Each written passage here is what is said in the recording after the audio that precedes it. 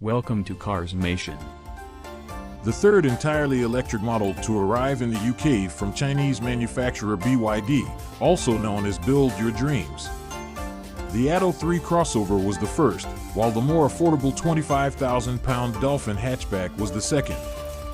Now, we have a sports Saloon, which may not be the best-selling of the three, but it gives a range that has felt a little boring, thus far some much-needed flair. It appears sophisticated. European purchasers should find the overall look appealing and the proportions well-balanced. Not least of all due to its resemblance to vehicles we are already familiar with, most notably the Hyundai Ioniq 6. However, it's not quite as harsh as that. We'll discover that it isn't, nor nearly as skilled an all-arounder. The Tesla Model 3, which BYD lists as a major competitor, seems more like the vehicle they had in mind when the Seal was being designed.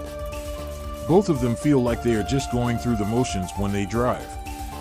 The company is aware that it won't quickly attract Tesla buyers, but it believes that putting an emphasis on better build quality and more comfortable dynamics will eventually work its magic. While we have no doubts about the former, this feels on par with anything coming out of Korea or Japan. BYD still lacks chassis dynamics. Isn't it a young company? Yes, it was founded in 1995, and at first it didn't even make cars. Instead, it produced batteries for phones and other devices. That did not imply that it would just produce electric vehicles when it began producing automobiles in 2005. It also produced ICE and hybrid vehicles. And it's massive. It will move 1.86 million automobiles by 2022 and employ about 600,000 people in the rail, electronics, new energy, and automotive industries. Okay, back to the Seal. What have we got? It uses the same 82.5 kilowatt-hour battery for both rear-wheel drive and all-wheel drive versions at launch. With a WLTP range of 354 miles and a peak power of 308 horsepower, the former can reach 62 miles per hour in 5.9 seconds. It costs £45,695.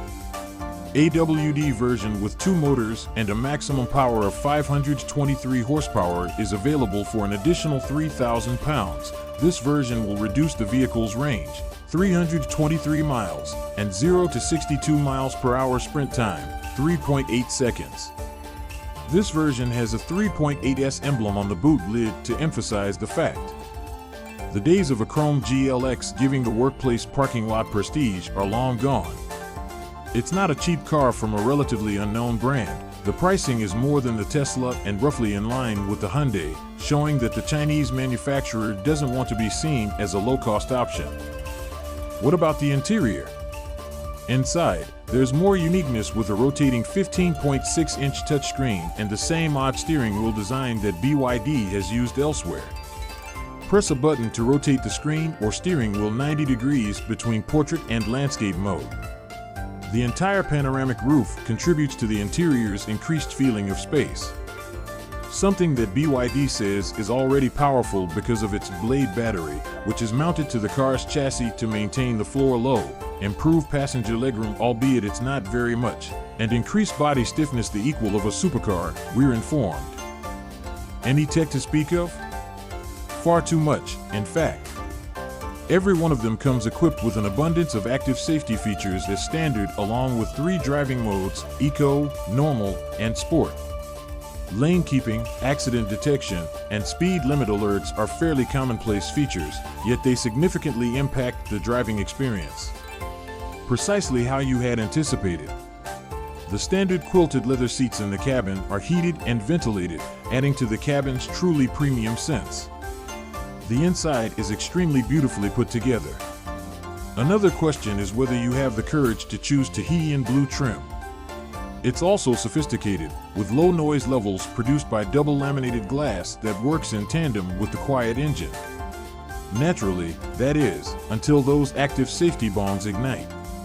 Nevertheless, the Seal fails to provide a truly opulent experience due to its lack of control over its body and somewhat rough ride. Although charging at a maximum of 150 kilowatts is not industry-leading, it does allow you to obtain a 10 to 80% charge in less than 30 minutes. Oh, and in response to consumer criticism, UK cars now have a subdued BYD insignia on the rear instead of the full build your dreams writing that would normally titillate other drivers in the rear. Thanks for watching.